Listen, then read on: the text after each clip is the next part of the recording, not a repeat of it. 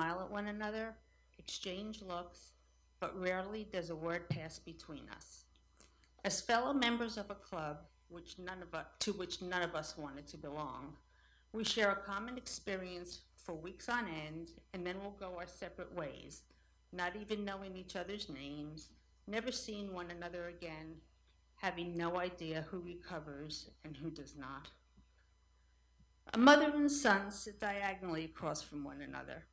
He looks to be about 18 years old and wears a brace to support his neck, possibly weak from a tumor pressing on his spine. He holds a small, worn book in one hand and rocks back and forth, deep in concentration as he recites Psalms. I have a son, about the same age. The young man's mother clutches a similar book in her hand, but barely glances at it, spending most of her time speaking on her cell phone in rapid-fire Yiddish. I spot a man who I remember seeing in the waiting room on the day of my first doctor's visit. Just a few weeks ago, he appeared healthy and fit. I remember wondering whether or not he was a patient. Now, he is gaunt and weak. He shuffles as he walks.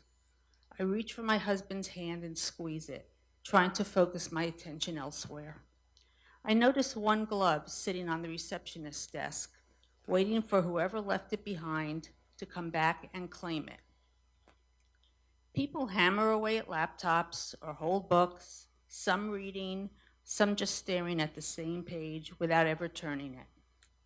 People slump in their seats, balling up their coats to make a headrest, trying to get comfortable in the rigid chairs. Every time we go to the hospital, I bring a bag packed with books, puzzles, magazines, my iPad, distractions, so I won't notice the long wait, won't ruminate on the reason I am here. But I rarely take anything out of the bag. Too many choices. Do I want to play Sudoku or check my email? Should I read a book or the newspaper? It's too hard to make a decision, even about something so inconsequential.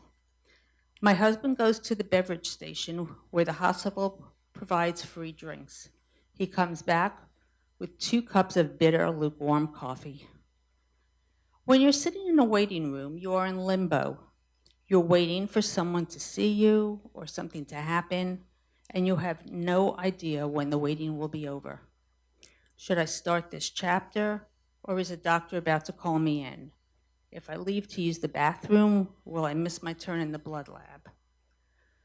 The great Jewish scholar, Rabbi Abraham Joshua Heschel, wrote that humans may shape and change the things in spaces we please.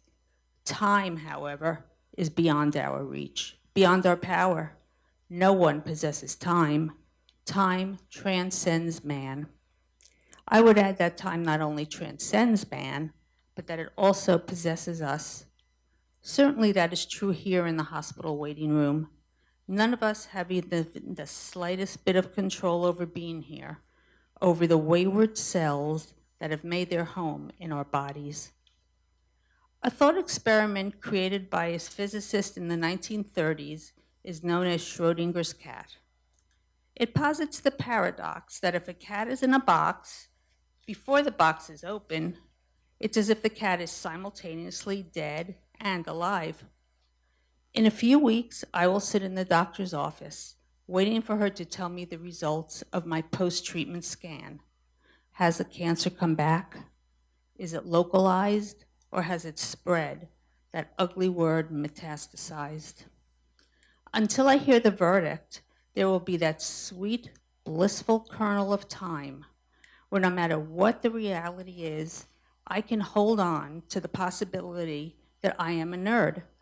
No evidence of remaining disease. I can almost convince myself that reality might change as long as the words remain unsaid. This is, of course, pure self-deception. Once you look inside the box, once the doctor sits on the stool in front of you with your chart on her lap, the illusion that there were ever options evaporates. Yet even good news comes with a caveat emptor attached. Cancer may yet launch another stealthy insinuation into my body. at any time in the future. For the rest of my life, I will need periodic tests and follow-ups and scans, and I must resign myself to the fact that uncertainty will now be my permanent companion. I think back to that unclaimed glove. It's hard not to notice you only have one glove. Maybe its owner can't bear to return to the hospital. It's worth it to buy a new pair of gloves, to not have to go back where you'll be reminded there is always a chance for that other shoe to drop.